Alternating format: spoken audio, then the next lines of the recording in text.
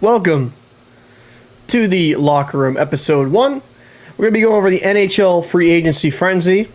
Gave it a little bit of time to see how things develop. We have some pretty big names still on the board. But before we get into the episode, I am Captain Paul. That is my co-host, Fajardo and BW. Hey. How's it going there, brother? Good, good. You know, surviving another day.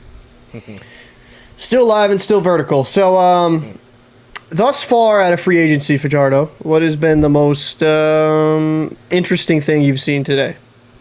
The Johnny Gaudreau signing was definitely one that caught a lot of people off guard. It was, how do you say, nobody thought he was going to leave just like that. You know, they thought he might get traded or something like that. But they definitely didn't think he was just going to say, nah, I'm okay. I don't want your contract. I'm going to go somewhere else for what appeared to be less money. You know, one of those things. We'll get into that later when we break it down a little bit more for people. Yeah. So I would have to say Johnny Gaudreau is definitely one up there for me as well. It was kind of shocking with the way things broke and how things happened. Yeah, that would definitely, for me, that was the biggest shocker out of the whole thing. Because not even did he not go back to Calgary. He didn't go to New Jersey or, you know, even the Flyers. Like, he went to Columbus, which I think is... Which is great, though, I think, for that franchise, personally, because you've seen so many big names leave that team. So I think it's actually pretty cool to say, personally. But let's get into the cap breakdown of each team, because it is actually pretty surprising how this cap breakdown is going to work. And let me add it right here. So we're going to use our favorite here on the show, capfriendly.com. Kind of gives you a breakdown and kind of gives you an indication of what teams are going to make certain moves. Like, obviously, if you're above the cap, you can't really add players. But if you're below the cap, you can. Now, mind you, Florida just had that massive trade. We'll go later into the video as well. But you got Tampa, Washington, Florida, the Oilers, the Canucks, Maple Leafs, Golden Knights, Columbus themselves now, Pittsburgh and Philly, all above the projected cap hit. I would have to say the Canucks, probably from the Toronto Maple Leafs on down. Like, you can shave, like, you know, Flyers need to shave $98,000. That you can shave that pretty easily. Anything under $1 million, you can just move a player if needed. But yeah, because especially with Columbus is actually over a player, so somebody they're going to be cutting is at the min. But you got barely any cap space in Montreal with $248,000 available. St. Louis only $625,000, and then you get a little bit more space with the Kings with 1.5. You know, $2 million, and then, you know, probably from Colorado Avalanche on down, you have the realistic expectations. You could actually upgrade here with like 3.9 mil. You can add another, you know, solid player. I think that's one of the reasons why Kadri hasn't signed yet. I don't think he'll sign for 3.9 personally, but you never know. And then at the bottom, in red right here, these are teams that are so friggin' cheap, they haven't even spent to the cap floor yet. So in the NHL, you need to spend at least $60 million on your roster because they want to have some level of competition. They don't want owners just having $20 million teams out there and hoping for the best. Like, no, you need to spend some money, get some talent on your roster so it's a watchable product. Most NHL fans know about the cap floor, but some do not. And, you know, quite frankly, it will be kind of interesting to see how Arizona and the Ducks do, like what they do, who they sign. Because, you know, you'd add a few nice pieces over there. And one of the only teams that I see that looks very appetizing towards like the 10 mil range. I mean, I think Detroit has a bright future. I think Ottawa has a very bright future. Yeah, they did their thing. And I think Buffalo, surprisingly, they almost have 20 million cap space. With certain moves, I actually could see Buffalo developing in a couple years from now into a solid playoff contender. So for Fajardo, so what you've seen, gone through this list, don't want to keep going through every number. What do you kind of make of this whole cap space situation? And do you think any of these lower end teams could add and maybe improve? And what higher end teams do you think are going to be hurt because they're going to have to cut some players? Well, let me start off with some of those teams that you just mentioned at the bottom of the list. Okay. And let's start off with, like, you already spoke about Buffalo. They have some nice pieces, right, that they can build on. But let's look at a team like the Islanders, who are kind of like in that middle range where they have some aged talent. They have some young talent that's now getting into their prime, right?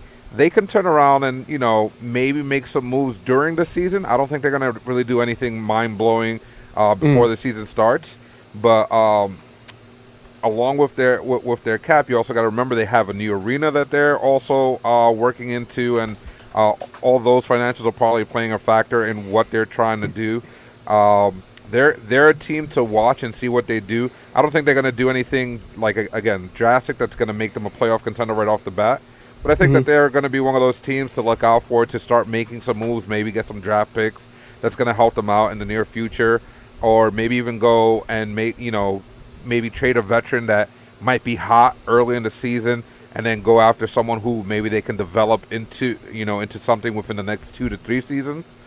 Like you said, Ottawa has made quite a few good free agency pickups. They're looking very appetizing as well.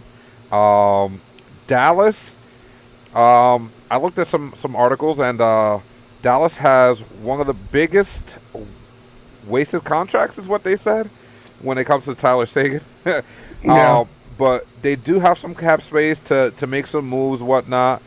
With the pieces they have, maybe 2 or 3 key players, and they can actually become a team that can go further in the playoffs. Because I think that they're good enough to make the playoffs right now. I don't think they're good enough to make a dent in anything. So maybe 1 or 2 acquisitions. They have some cap space. Maybe take the cap off of one of the teams on the top that have too much. Maybe 1 or 2 solid pieces, and maybe it turns out a little bit better for them this season.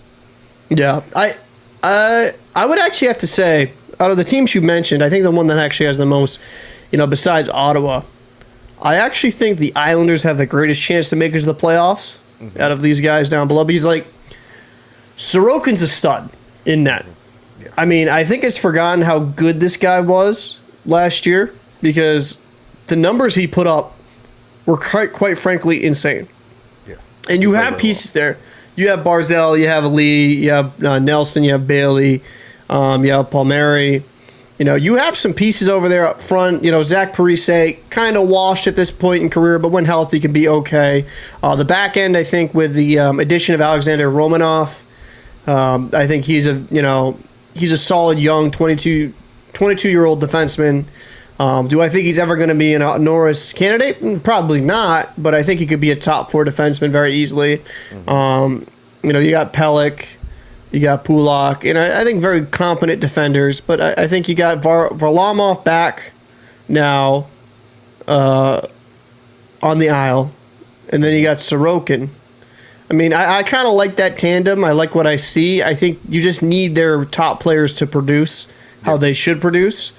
And maybe they can add a piece or here that, like, in the free agents that will, like, not necessarily put them over the top, but add a little bit more depth scoring, because it is shocking. Like, the Islanders had the biggest fall out of any NHL team this past season. Like, nobody was expecting them to fall off that hard.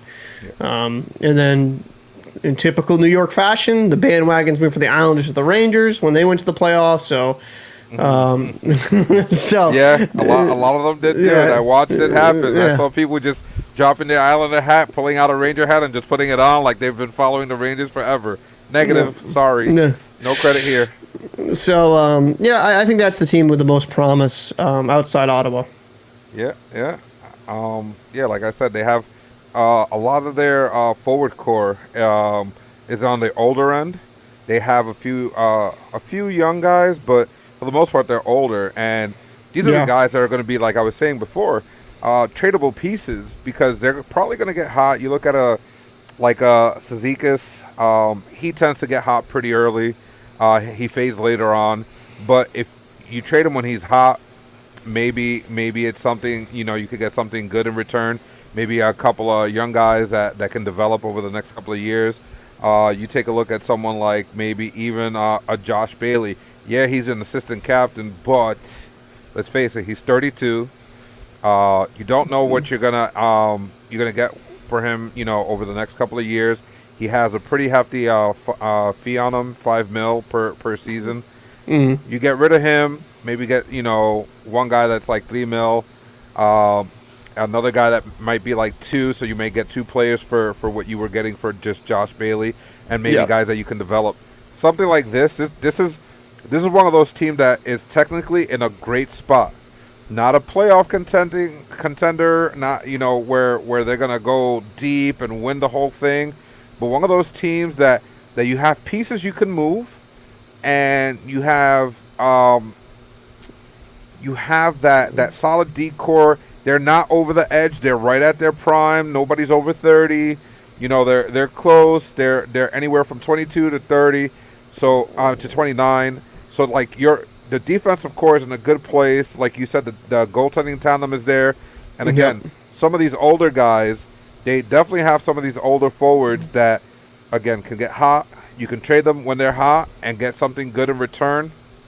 That you'd have to keep an eye on this team, and they can surprise people because they have that nitty gritty. They've always had that nitty gritty. Being a Rangers fan, I've seen it. So I wouldn't expect a great playoff run or anything like that, but I do expect them to make some changes throughout the season and step their game up, for the future. Yeah, I think the big thing with the Isles is that they just got to draft well, and hopefully this last draft kind of pans out for them. Because they do have, up front they're older, they're averaging 29, back end younger, averaging 25. And I think once Zach Parise, this is last year on contract for the Islanders, I think if you remove him, I mean, not to bash him, but you got to move off him. And you got to let the youth movement, you got to add some more youth inject into this lineup. But, they have a very good key pieces. And, quite frankly, my favorite part of their team is their goaltending situation. I think Sorokin is in the discussion being towards top-end league for goaltenders. Just this last season, statistically alone, proved that. Off the top of my head, I believe he was in top 5 for save percentage and stuff of that ilk, because he just was absolutely dominant. This past season, Sorokin had a .925 save percentage and a 2.40 goals against. And a team that, missed the playoffs, correct? Yeah. 52 games started, 26 wins, 18 losses, and 8 over. He carried that team. You get him a backup that can just, hold water, you're looking at a playoff team. And the way, I think both New York teams did it extremely well. They have 2 young goaltenders that they can build with the future. Sorokin, 26-year-old. I forget how old Shesterkin is off the top of my head. But, relatively young goaltenders that can 26. lead their franchise. He's 26 as well? Yeah, he's 26. So, he's 1 year younger than Vasilevsky. okay. So you have very young goaltenders leading the way.